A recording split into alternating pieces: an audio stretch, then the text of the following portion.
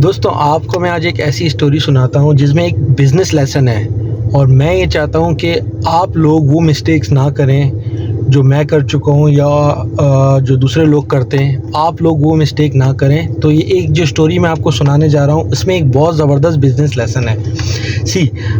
जब मैं जॉब कर रहा था कराची में तो हमारा जो बिज़नेस था वो सी फूड कंपनी में मैं जॉब करता था। तो हमारा कंपनी का जो काम था वो सी फूड का था।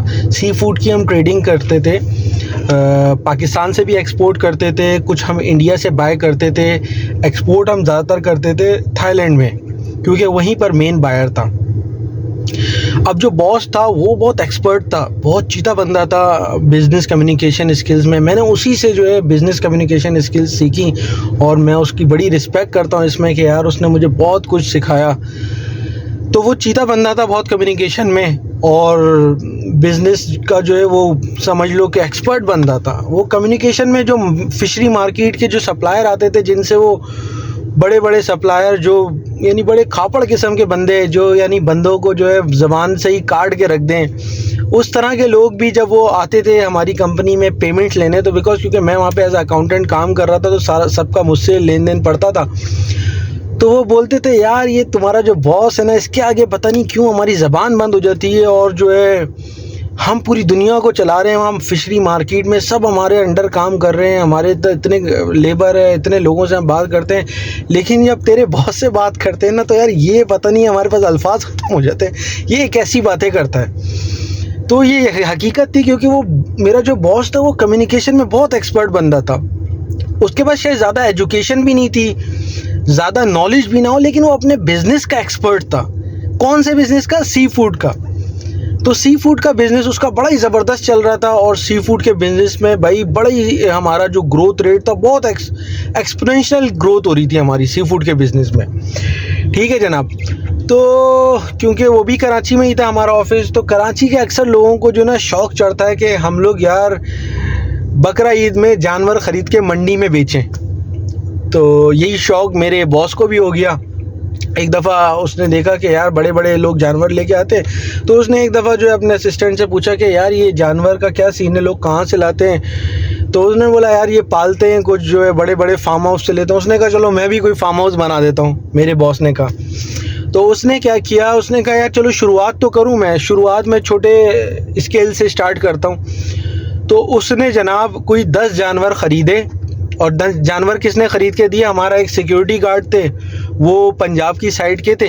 तो उन्होंने कहा सर मैं आपको जानवर जो है यहीं बैठे बैठे दिलवा दूँगा, आपको कहीं जाने की ज़रूरत नहीं है, मैं आपको सस्ते दामों जो है अच्छे जानवर जो है वहाँ से ख़रीद लेते हैं पंजाब से, और जनाब हम उसकी सारा साल परवरिश करेंगे तो जो जानवर है बड़े ही ज़बरदस्त और ठोस और यहाँ पे पता नहीं लाखों के बिक जाएंगे। तो सर ने कहा ठीक है जनाब, क्योंकि सर का कोई एक्सपीरियंस नहीं था। तो उसने कहा ठीक है आप जाएं। उनको भेजा, हमारे जो एक सिक्योरिटी गार्ड थे जो पंजाब से थे, तो उनको भेजा जनाब। तो उन्होंने जाके जो है जानवर वगैरह लिए और उनको फिर एक जगह पे रख दिया, क्योंकि ये सारी ट्रांजैक्शन मेरे हाथ से ही हो रही थी क्योंकि मैं सारा अकाउंट्स देखता था उस कंपनी का, तो मुझे सब अंदाज़ा हो रहा था कि क्या चल रहा है, क्या लर्निंग हो रही थी मेरी उसमें। तो जनाब उसने जानवर लेके वहाँ रख दिए। फिर कुछ ऐसा भी हुआ कि उसी टाइम थोड़े टाइम के बाद जो है मेरा पंजाब जाना हुआ, क्योंकि मेरे कज़न की शादी थी भावलपुर में। तो मैं उसकी शादी में गया तो बॉस ने कहा यार ताहिर तुम वहाँ जा रहे हो भावलपुर, तो अपने जानवर भी वहीं भावलपुर में ही है, तो तुम वो ज़रूर देख के आना। मैंने कहा ठीक है सर, वहाँ पे मैं चला जाऊँगा, कोई मसला नहीं है, अपने वहीं भावलपुर में ही है, मेरे कज़न का घर भी वहीं भावलपुर में ही है, तो मैं चला जाऊँगा। तो मैं जनाब वहाँ पर गया शादी में। तो जो हमारे वो सिक्योरिटी गार्ड थे उन्होंने मेरा भी लिंक करवाया उन लोगों से कि भाई मैंने यहाँ जानवर रखे हुए हैं बॉस के, आप जाके जो है देख के आ जाओ। तो मैं देख के आ गया, वीडियो वगैरह बनाई, पिक्चर्स वगैरह बनाई, और जब वापसी आया कराची तो मैंने दिखाया सर सही है ये जानवर की पोजीशन है और ये ऐसे ऐसे। जानवर ठीक थे, बिल्कुल माकूल नॉर्मल से जानवर थे, सही परचेजिंग हुई थी। अब हुआ क्या, हुआ ये कि जनाब जब वो जानवर मंडी में आए बिकने के लिए, फिर जनाब बकरा ईद का टाइम आ गया, तो वो जानवर फिर हमने वहाँ से पंजाब से यहाँ पे कराची में मंगवा लिए। और उस टाइम पे कोई डिफेंस में मंडी लगती थी यहाँ पर कयूमाबाद के इधर, तो उस मंडी में हमने वो जानवर रख दिए एक जगह लेके। कोई 10 के करीब जानवर थे, 10-12। अब हुआ क्या, वो जानवरों की उस तरह से ग्रोथ नहीं हुई जिस तरह से बॉस सोच रहा था। क्यों? क्योंकि वो लोग एक्सपर्ट नहीं थे जानवरों की परवरिश करने के, जानवरों की देखभाल करने के लिए, जैसे और फार्म हाउस वाले होते।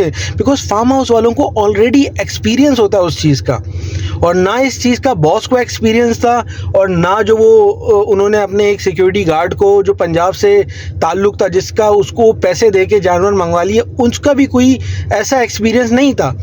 तो बस वो क्योंकि पंजाब की साइड के था, तो लोग समझते हैं वहाँ ही जानवरों की परवरिश ज़्यादा होती है, वहीं पे सस्ते मिलते हैं। तो उसने भी कहा ठीक है सर, मैं ले लूँगा, कोई ऐसा मसला नहीं है। तो उसने जानवर वहाँ पर लेके रखी, लेकिन उनकी वैसी ग्रोथ ना हो सकी जैसी बॉस एक्सपेक्ट कर रहा था। तो उसका नतीजा क्या निकला, तो जब वो यहाँ बिकने आए तो अब बॉस तो ये सोच रहा था कि एक जानवर कोई 5-10 लाख का बिकेगा। मैंने तो जानवर लिया था जनाब कोई 1 लाख रुपए का, और उस पर फिर मैंने चारे के पैसे भी लगा दिए 50,000 लाख एक जानवर पे। तो मेरा तो जानवर कोई 5-10 लाख का बिकना चाहिए, लेकिन ऐसा नहीं हुआ। 2 वजूहात के, एक तो ये कि जब जानवर आए तो अब सर की जो डिमांड थी हमारे, वो कुछ बहुत ही ज़्यादा डिमांड कर रहे थे कि यार ये जानवर मुझे इतने का बेचना है। तो मार्केट में आके उनकी ऑफ़र्स भी हुई उन जानवरों की कि यार ये जानवर हम इतने दे देते हैं, आप 5 मांग रहे हो, नहीं 5 का जानवर नहीं, हम 2 दे देते हैं या 2.5 तक दे देते हैं। बॉस ने कहा नहीं भाई, मुझे जो है इससे कम पे बेचना ही नहीं है, ये मेरे जानवर है, हमने बड़ा खिलाई पिलाई की और बड़े हमारे नस्ली जानवर हैं। तो उसका नतीजा क्या निकला, उसका नतीजा ये निकला कि जब बकरा ईद के आखिर के 1-2 दिनों में वो जानवर नहीं बिके, उनमें से शायद 1 या 2 कोई जानवर बिके। बाकी जानवर बॉस ने क्या किया, क्योंकि वो था तो कारोबारी आदमी ना, उसने क्या किया, अपने सारे जो सप्लायर्स वगैरह थे और जो जानने वाले थे उनको वो जानवर चेपे, बोला यार ये जानवर तुम रखो बकरा ईद के लिए, तुम जानवर नहीं लेना, ये रखो और मुझे पैसे बाद में दे देना, और ये इसका हिसाब किताब बनता है, ये जानवर तुम अभी मत दो, पैसे मुझे बाद में दे देना। तो इस तरह से उसने अपने सारे जानवर जो वो डिस्ट्रीब्यूट करे, और अपने जो जानने वाले थे उन सब को वो चेप दिए, समझ लो। तो आखिर में बॉस से पूछा कि भाई क्या इसका फ़ायदा हुआ, अगले साल फिर हम दोबारा से करें? तो उसने कानों को हाथ लगाया, उसने कहा नहीं भाई, ये मेरा काम नहीं है, मैं अब ये काम नहीं करूँगा, मुझे इसमें बड़ा नुकसान हुआ है, और जो है ना ये मेरी लाइन ही नहीं है। तो moral of the story is कि भाई आपका जो है ना हर काम करने का आपका नहीं होता है, और हर बिज़नेस हर किसी को सूट नहीं करता है। अगर आप हर चीज़ में अपनी टांग अड़ाओगे ना, तो एक चीज़ में आपकी टांग आके टूट जाएगी। तो जो बिज़नेस आपको सूट कर रहा है ना, आप उसी बिज़नेस को पकड़ लो और उसी की एक्सपोनेंशियल ग्रोथ में लग जाओ, और उसी बिज़नेस की पीक पे चले जाओ। वो बिज़नेस आपको जितना प्रॉफिट दे सकता है, आप इधर उधर जाओगे ना कि यार मैं ये वाला बिज़नेस भी कर लूँ, वो ये कर रहा है, मैं उसके साथ ये भी कर लूँ, मैं ये भी कर लूँ, तो आप कहीं भी नहीं जा पाओगे। तो ये लेसन है बिज़नेस का। देखो, आप हर बिज़नेस में एक्सपर्ट नहीं होते, लेकिन जिस चीज़ में आप एक्सपर्ट हो ना, उसी बिज़नेस को पकड़े रखो और इधर उधर हाथ पांव मत मारो। तो ही ये जो है ना, समझ लें आपकी लाइफ का बेस्ट लेसन है जो मैंने लर्न किया, और मैं चाहता हूँ कि आप भी इस लेसन को अपने दिमाग में बांध के रखो।